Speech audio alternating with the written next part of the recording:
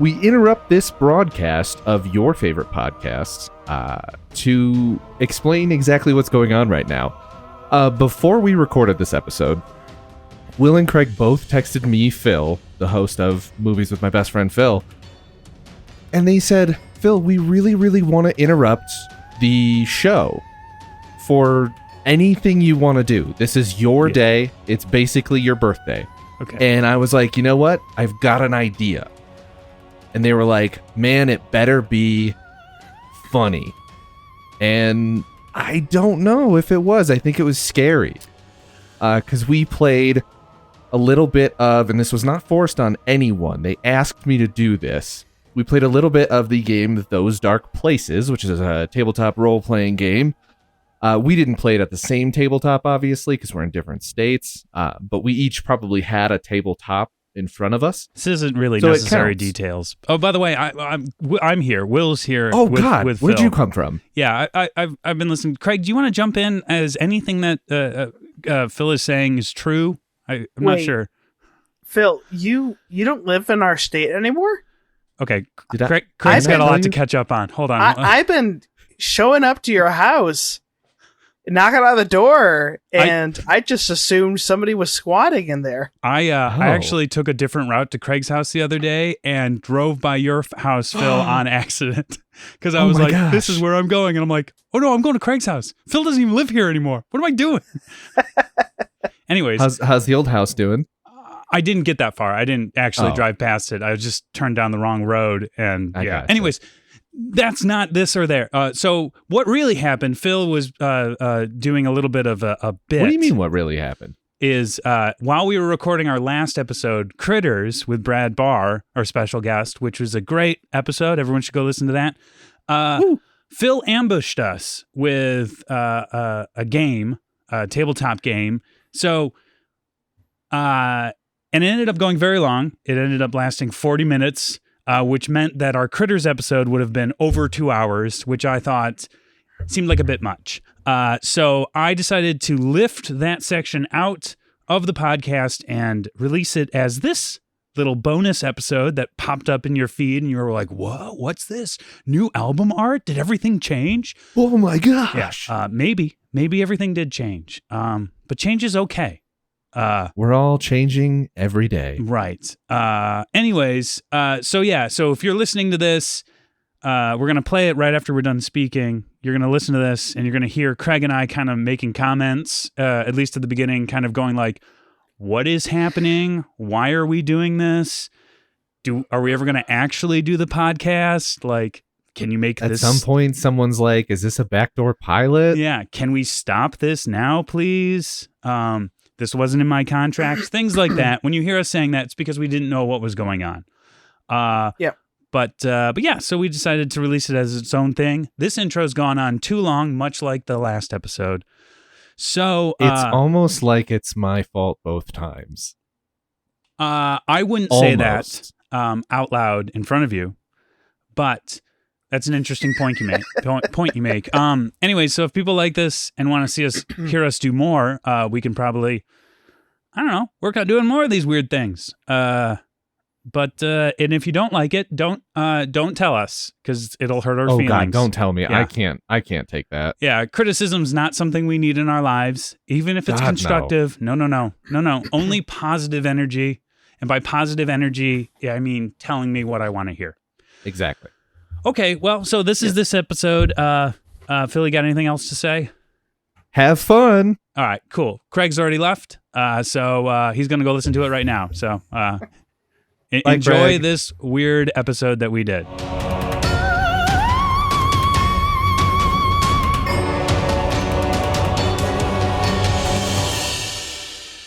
I'm setting the mood. Oh, Yeah, this is really working for me, Phil. Yeah. You guys turned on?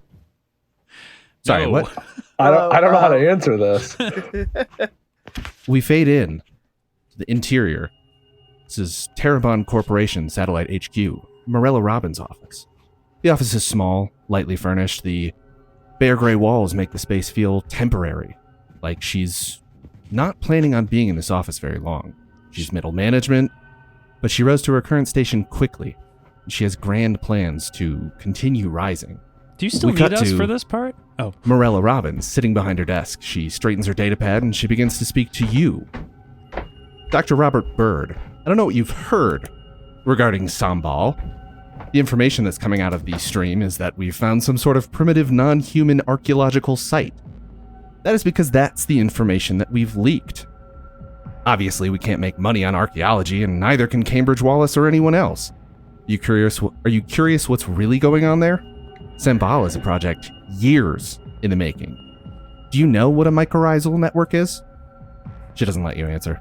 Imagine a forest, but rather than a series of individual entities in the form of trees and plants. Think of it as one massive life form, transferring nutrients and even information between these appendages. From our data, the plant life on Sambal grows at an astounding rate. Imagine the possibilities if we could harness this. Imagine, if you will, vast fields of Terabon Corporation vegetables. Real vegetables. What Terabon stands to profit off. What I'd finally get off this satellite. My work will finally be recognized. What I need you to do is to head to this station, because we have not received a transmission in months.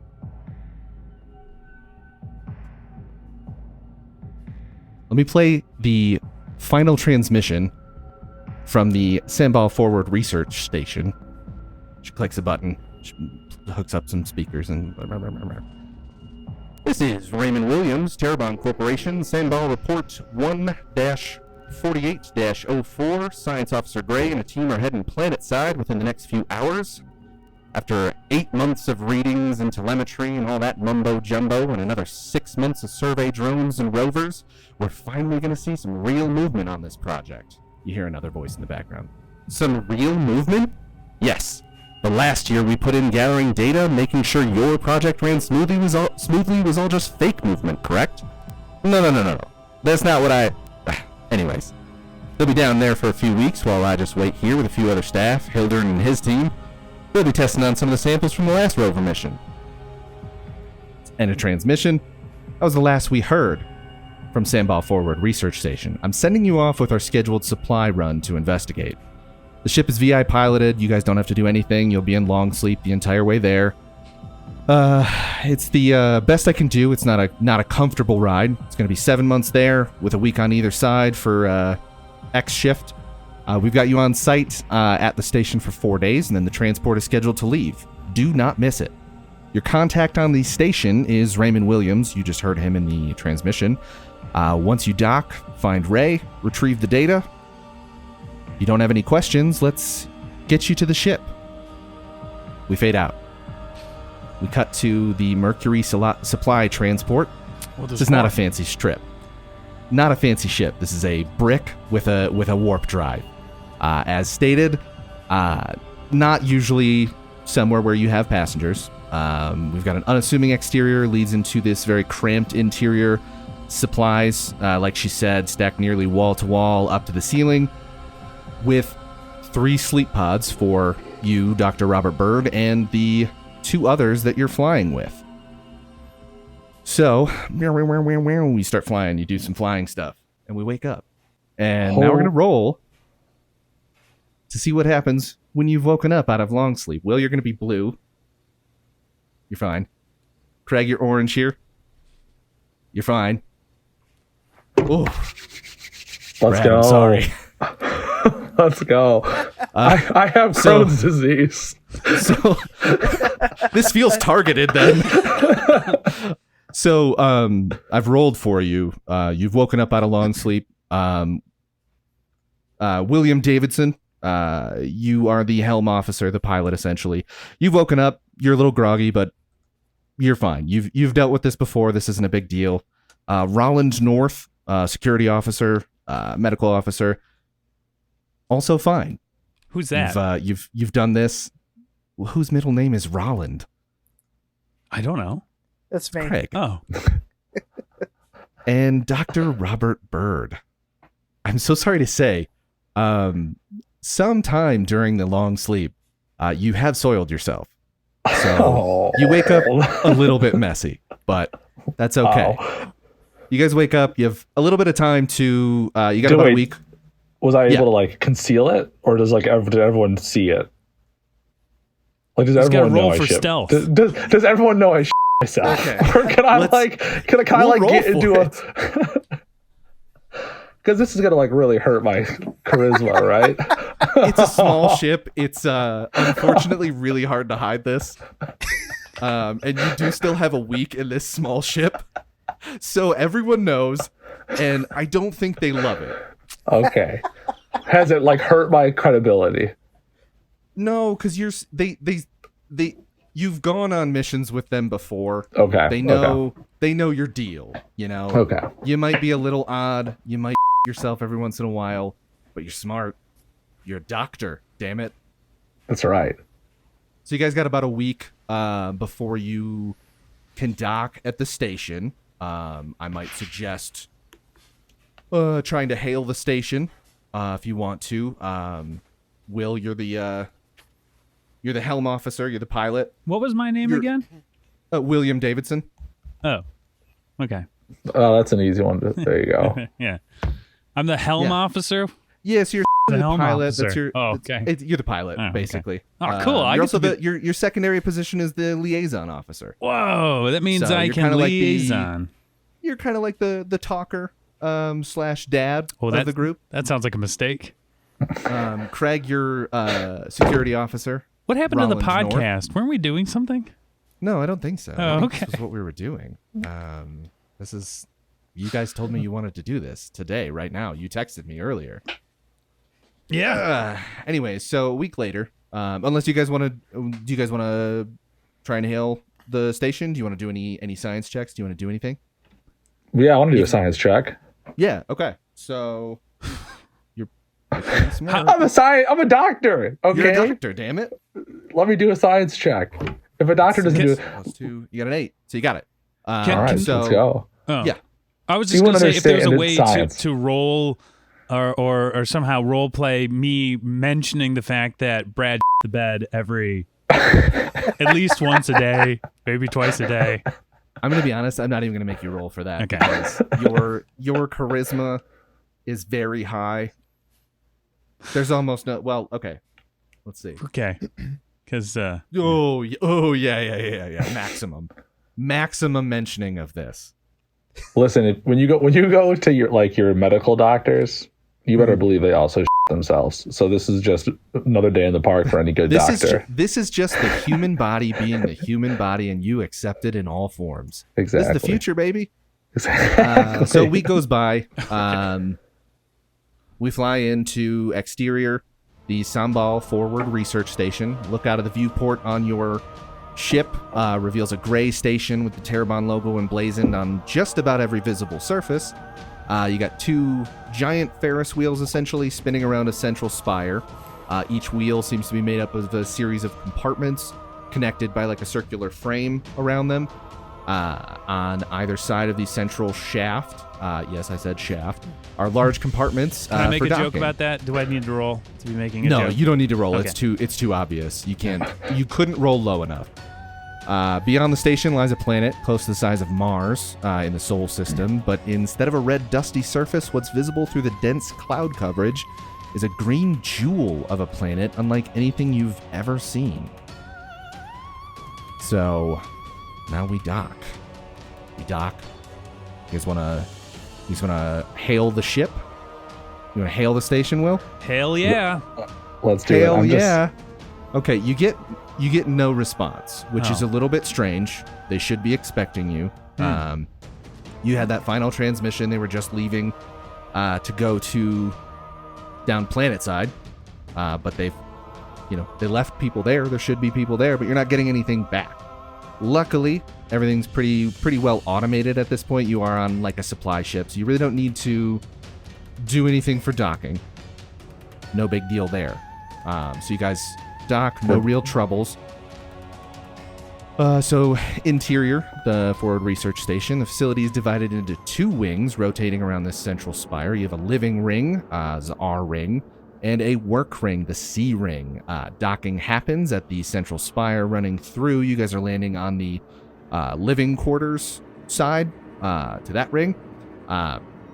So you come in, you have 3 doors. One goes to the R ring, which is the living ring. One goes to the C ring, which is the work ring, the lab and everything's down there. And then there's a maintenance hatch. Both the maintenance and the C ring doors, unfortunately, are sealed. You see that they have a keypad next to them. You're going to need a card to get in there, but that's fine. You're not here to get in there. You're just here to deliver the supplies and get some data from Raymond Williams. You guys remember him from the transmission, right?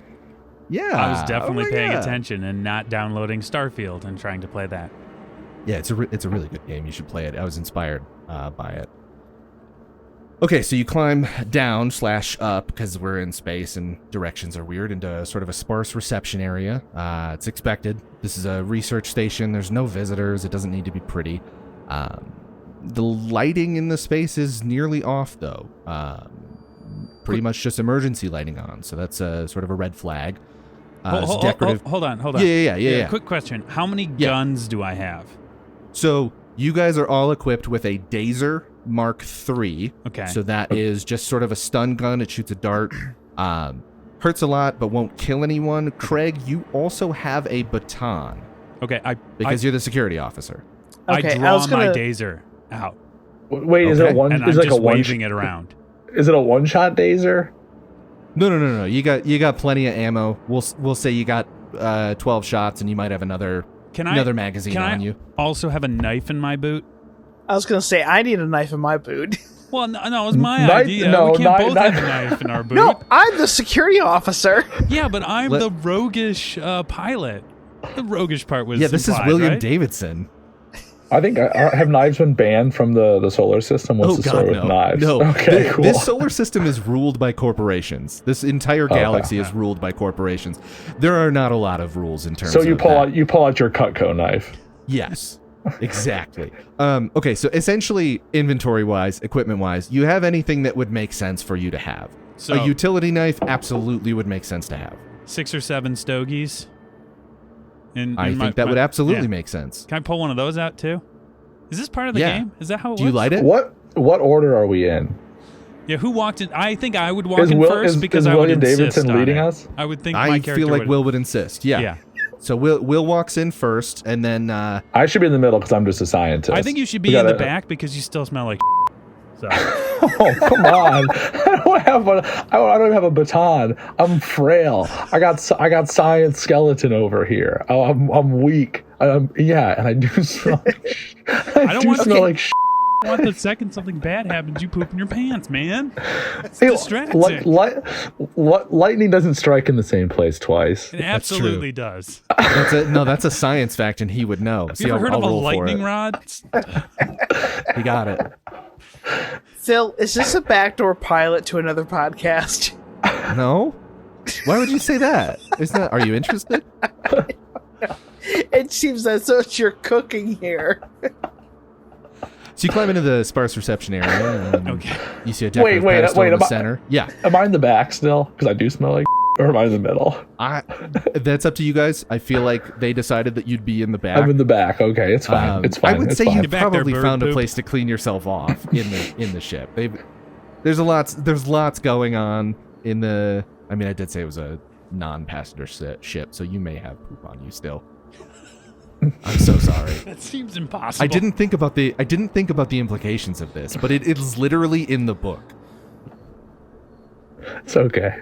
It's fine. I'll be in the back. I'm in the back. I'm in the back. It's fine. Okay. So you guys get into the reception area. There's a decorative pedestal in the center, a desk in a corner, a few plants in sort of artificial environments for them. On either side of the room, you've got heavy airlock doors. Again, the Terabon logo adorning both doors beautifully.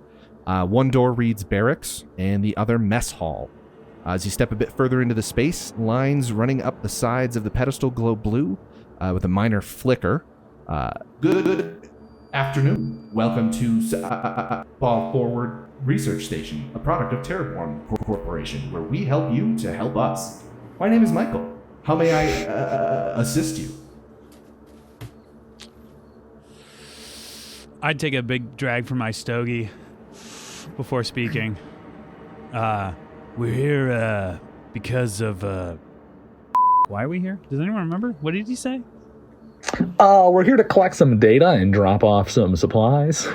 Was that it? Drop off supplies? We're here to drop off some supplies, resupply. I interrupt whatever your name is. Davidson. William Davidson. Computer, locate the crew.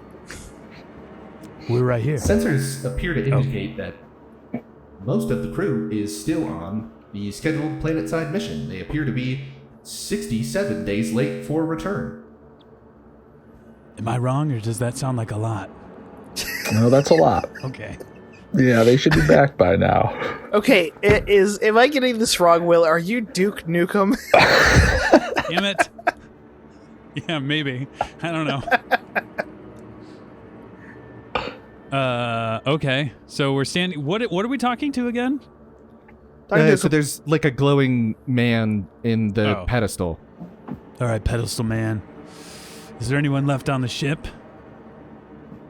Sensors appear to indicate that Raymond, on this ring, there appears to be some malfunction with my connection to the station, and I cannot give a more detailed answer. I do apologize. Okay, You did say, you said Raymond's on the ship, though? Yes, that's it appears that Raymond is on this ring. Can we just leave this with you? We could take a picture of you holding it, and then we can go.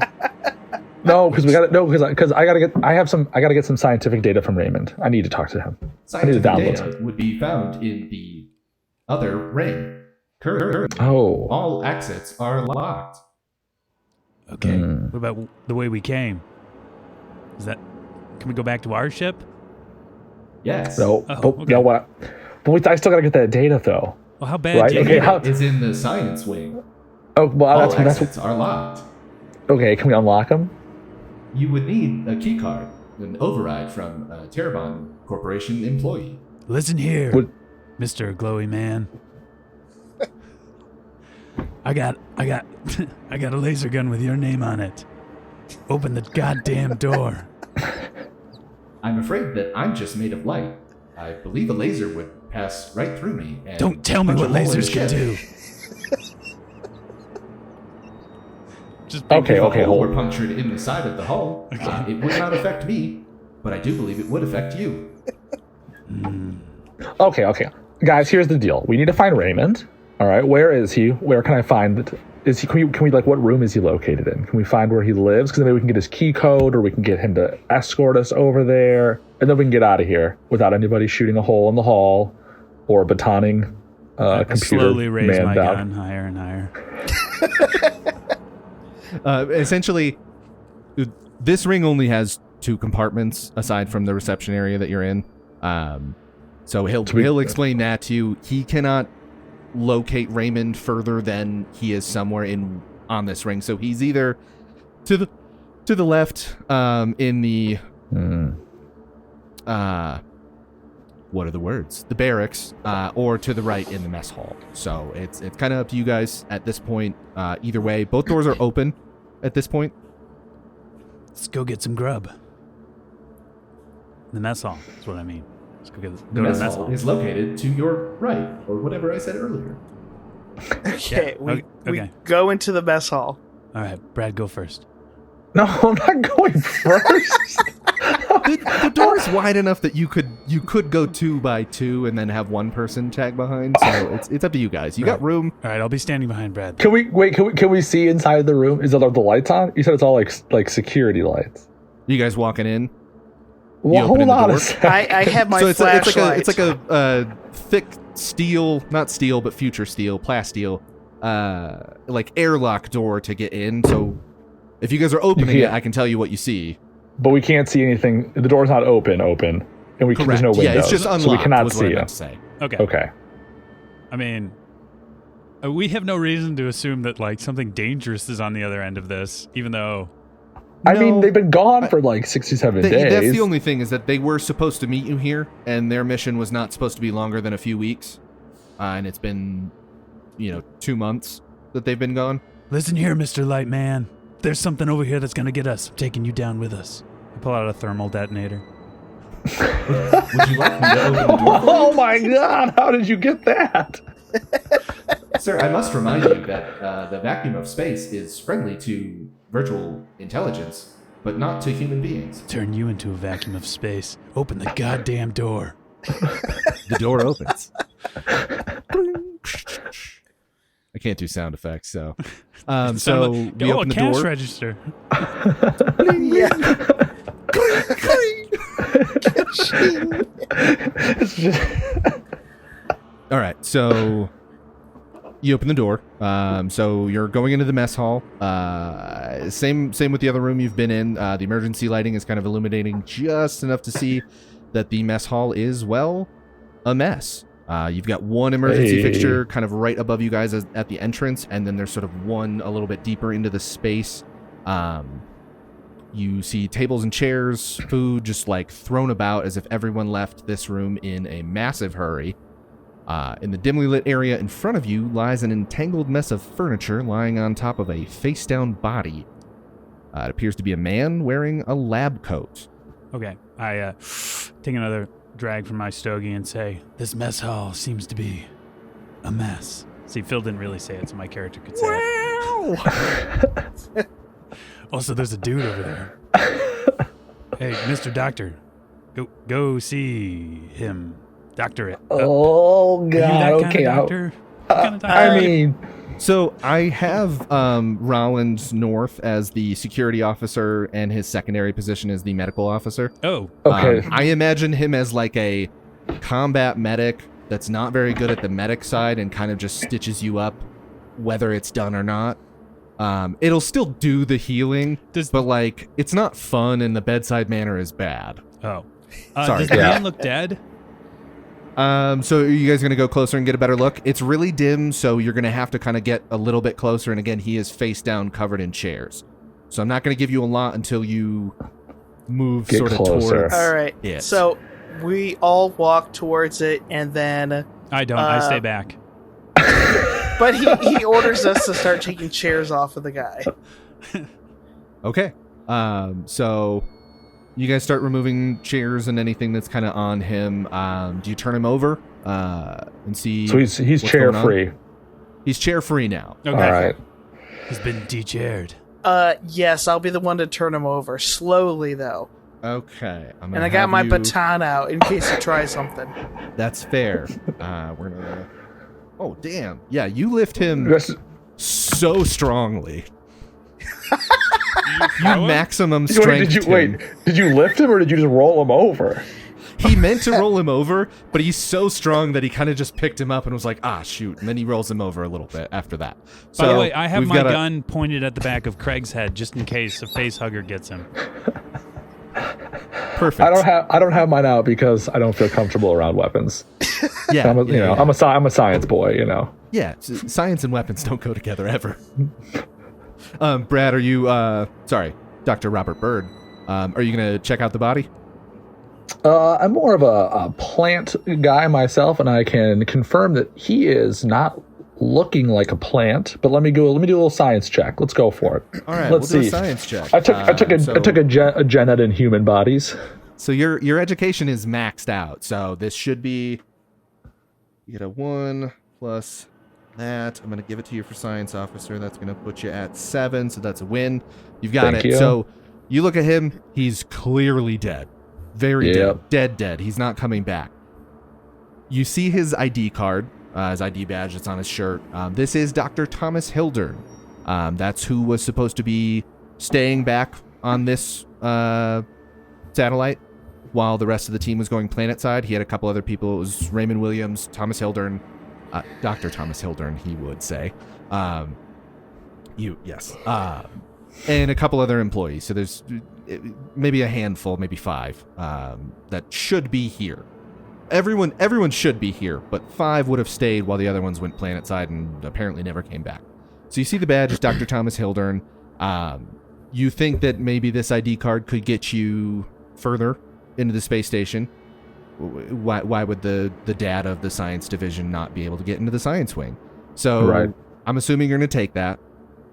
He doesn't really have anything else on him. However, it's funny that you mentioned that you're more of a plant doctor, because you see sort of appearing to grow from the ground and kind of latching on a little bit to his legs is some sort of stringy moss green plant. And you look and you see it moving. Not the plant is not moving, but you see that the plant has essentially grown from an area in the corner directly under the other emergency light. And what you see over there, you've got your basic cafeteria table. Again, everything kind of looks like people tried to get out of here in a hurry. With your role, I'm going to give you that it looks like everyone kind of seemed to be running from this central point. Running from this point. Yes, not where Thomas Hildern is, but where the sort of like cafeteria table is. Where the tendrils are growing from. Yes, where they're growing from. Yes, and you see on the table itself, there's like kind of a jar that it looks like things are growing out of. Do you guys move closer to? That's kind of about all you can see. The light is really dim. You guys probably have a flashlight if you want to take the flashlight out. Do you go closer? Do you turn on your flashlight? Byrd. Hey, Byrd. Go get that jar. Oh, I am interested. The pursuit of science. I'm assuming I have some things to like collect samples with, right? Phil? I would say, yeah. You'd have to have some sort of sample kit, some sort of like bags, petri dishes. And it's growing pipettes. out of this? It's sort of growing out of this and sort of basically engulfing the entire table. Okay. So it's you could pinch a piece off, but you definitely can't collect this whole thing. Right. Yes, I think I'm going to approach it and get a sample from the source. I think it'll be the best. I don't want to bore you guys with the science concepts, but it'll have the most. Oh, good. What we like to call I was worried you were going to, so I'm glad you Okay. we call it science spunk in the business. So William and I will stay back, and I'll have my flashlight on the foreign object. He's totally going All to right. be eaten by something. So you turn your flashlight on, This is so and stupid. He shouldn't be doing this. the sort of moss that has engulfed the table, you almost think you've seen it shimmer a little bit in like a Miyazaki grass blowing in the wind style. Mm-hmm. Like it kind of in your eyes, just sort of like just for a moment. As soon as you put your flashlight on, it just kind of, and then it seems to stop. And you're like, well, that was weird. So I'm gonna have everybody. You're a little unnerved. We're rolling initiative. You're gonna roll what's a pressure roll in this situation. So I'm gonna do all the rolls for you guys because I didn't tell you we were doing this and I forced this and this is I'm having so much fun and I don't care. So Don't know what's happening to this episode. Oh, Will, you crushed it. Oh, what did I do? Did I find out that it's Craig, a you plant? just got it. You got crushed, is what happened. Oh, Brad. I shit my pants again, didn't I? Well, you didn't shit your pants. As you go up, because you were closer, that shimmer, it didn't look like a shimmer. It looked like waves under the moss. Okay. Like it truly looked like it moved to you. Okay. So we're adding a pressure point Feed me. to you. Oh, never mind. Brad, what was your character's first name? Is it Robert? Yeah. Robert Byrd. And then Craig, what was yours again? Roland North. Roland North. Yeah. Okay. I'm bad at names. And then William Davidson. William right? Davidson. Yeah. So, Brad, as you go to collect the Pretty sample, just close to my actual name. yeah, I know The you're easiest one. Yeah, I was trying to do something different because I was gonna do David something, but then I don't know, it wasn't working. And then it's, David Williamson. David Williamson, Yeah. probably David Williams, but Yeah. there was already a Raymond Williams. I was like, this isn't gonna work. I'm bad at names. It's all right. So, Brad, as you, Dr. Robert Byrd, sorry. Yes. As you go to collect the sample, you've got your little snippers and your little tweezers, and you've got like a bag ready to collect the moss. Okay. You clip Roland, get your gun on him just in case he turns into something. This guy's been on a couple of missions before. I'm about to get batoned in the back of the dome. I can feel it. There's nothing going on in here. It's just mold. They just left their food out for too long. Gotta shake the flashlight, freak him out a little bit. See what happens. You snip the moss. You grab it with the tweezers. You put it in the bag. You seal the bag. You put the bag back in your. Cool. I'm assuming you have. I'm imagining you with like a cool vest with like a ton of pockets that you're like putting all these things in. Yeah. You said very an cool vest. oxymoron there. Very cool vest with a ton of pockets. It's like a cargo short, but I'm wearing it on my chest. Yeah. There You may have made it yourself. I don't know. It's something your dad would buy for you, and you'd go, "Oh yeah, I'll definitely wear this, Dad." And then you wear it one time when your dad takes you fly fishing, and then you That's realize actually- it's cool as hell. That's actually part of my backstory. Yeah, perfect. So all goes well with the sample collection, Huzzah! but you do hear some commotion just next to the table. So we've got like cafeteria style benches connected to these tables. And you look to what is essentially, I'm assuming you came up body, so it would be to the left side of the table. And you see what appears to be another body, but this one is fully engulfed in the green sort of moss. And you're hearing some sort of like, kind of like little twigs snapping a little bit, and like maybe a tiny bit of squelching. What do you do? In North, we need your muscles over here to get this body out of this moss. I decline your offer and I pull you backwards quickly. Where's your flashlight at this point? Roland? It's still trained on or I've switched it from the sample and I put it over to the new body.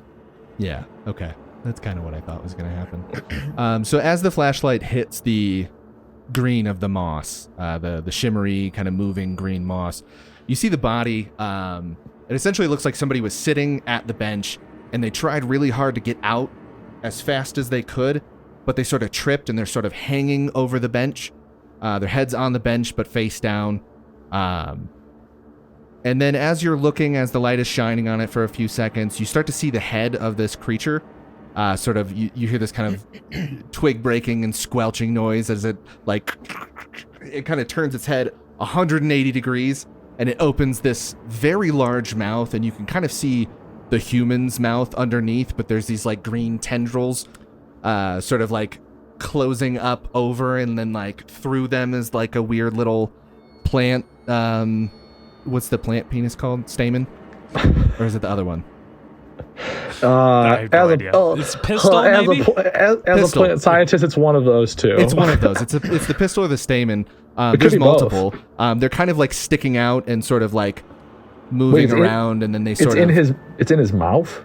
Yeah, it's coming out of the mouth, which has now... the head has turned around. Right in his penis.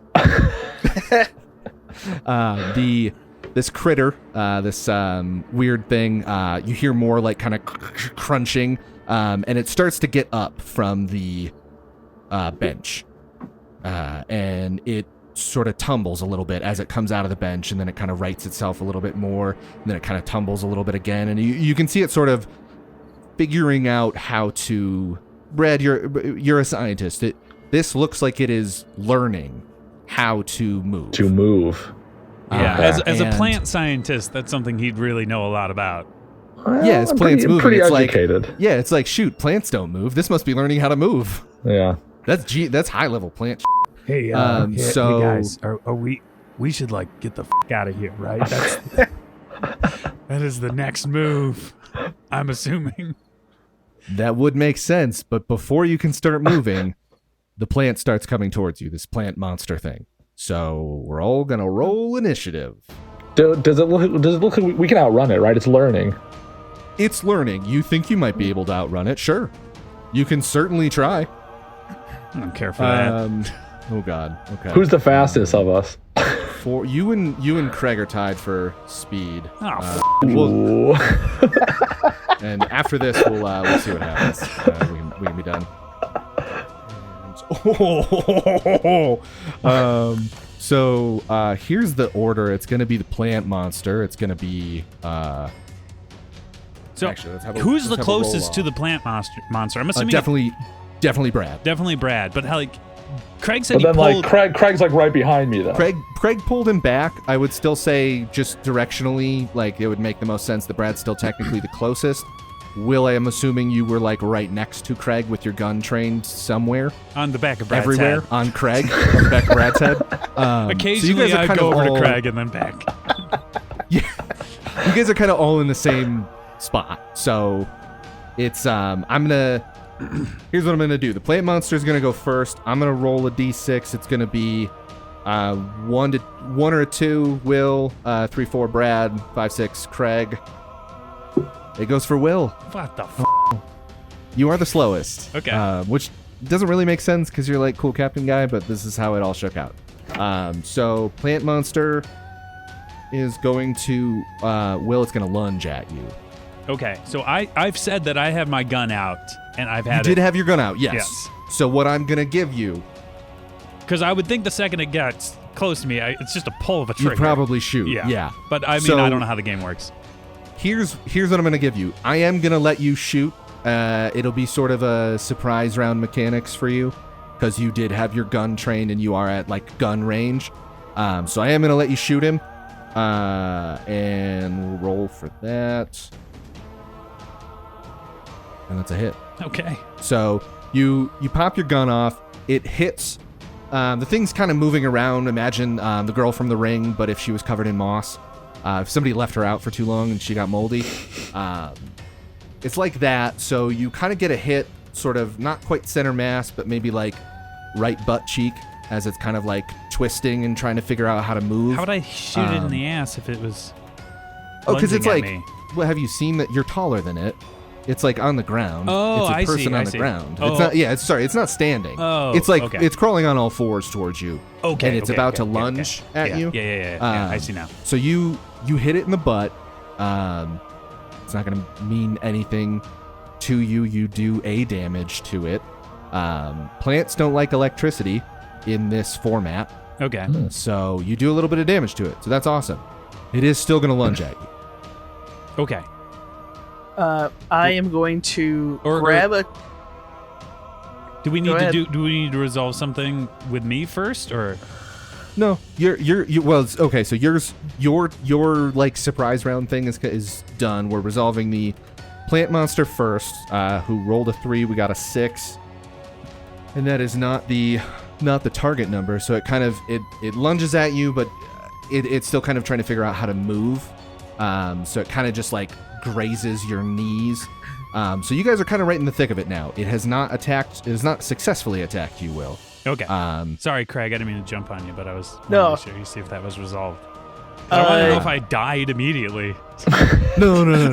Just, my yeah. god. So I grab one of the chairs from what we threw off of the main guy, the dead guy in the middle, and I don't hurl it. I use all my force to try to knock it away from Will. Okay, we're gonna do a strength roll. Your strength is massive, so this is probably gonna be a success. Let's go. Yeah, it's a success.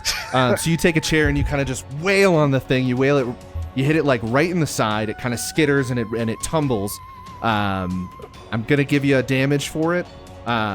This thing looks like it is not doing well. It's not Okay. moving right anymore. It was barely moving right to begin with, but it looks even worse for wear.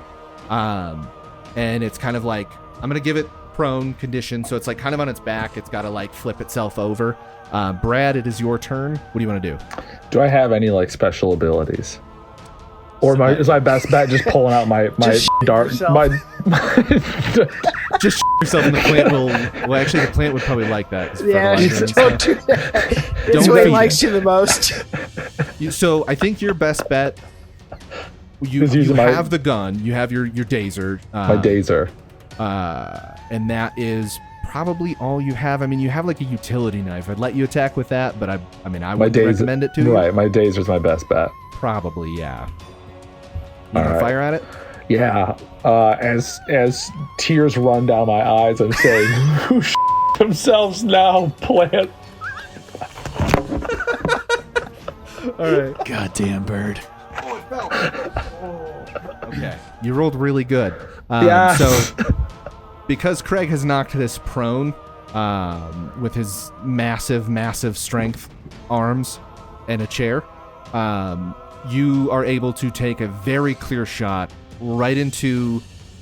It sort of still has its mouth open and these tendrils are kind of coming out, and you're able to jaws it, where you shoot directly in and it stabs through one of the pistil or stamen, whichever one is the flower penis. And you see kind of the electric burst kind of like run over the plant, and it sort of shimmers, and then it kind of shimmers again, and then it kind of shimmers a little bit, and then nothing. And we'll find out what happens next week. Okay. On the next episode of this show that is a show within a show. Probably some other stuff happens. Somebody might die. We don't know. I haven't written anything past mean, that this. was pretty intense. In the show, Stamen or Pistol? Stamen or pistol? In the show, Stamen or Pistol? Question mark. Colon. A love story? Thank you for listening to this bonus episode. Special thanks to our guest, Brad Barr, and my two co-hosts, Craig Norlin and Phil Kessel. This episode was produced and edited by me, Will Chodos. All the music in this episode was created by Kevin MacLeod over at incomputech.com. For more content, visit mumbleandtrug.com.